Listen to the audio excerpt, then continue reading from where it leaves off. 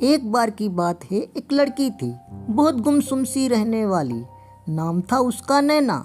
जैसा उसका नाम था वैसी ही थी नैना।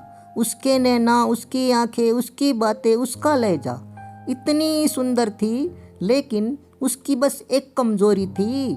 नैना बहुत शर्मीली सी, गुमसुम सी रहती थी। खुद में खोई सी नैना, आवाज़ कोयल सी मीठी थी, लेकिन नैना बोलती बहुत कम थी।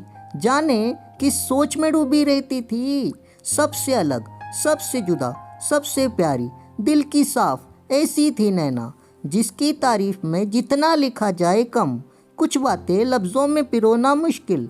नैना की खूबसूरती, आवाज़ की मिठास कुछ ऐसी थी जो सबसे मनमोहक थी।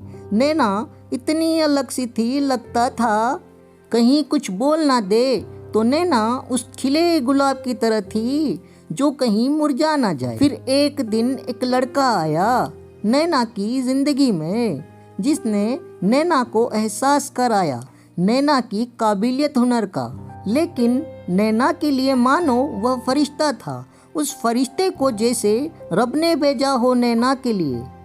उसने नैना को उस मुकाम तक पहुंचाया जिस मुकाम की नैना सच में हकदार थी।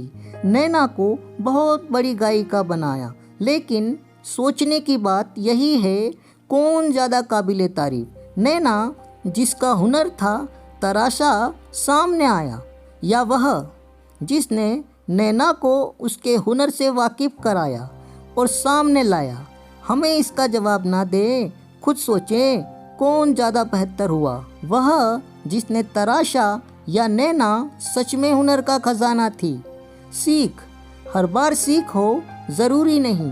कभी कभी कुछ कहानियों का अंत एक सवाल होता है जिसका जवाब हर किसी के लिए जुदा होता है, लेकिन गलत कोई भी नहीं होता, सबके जवाब सही होते हैं। नमस्कार।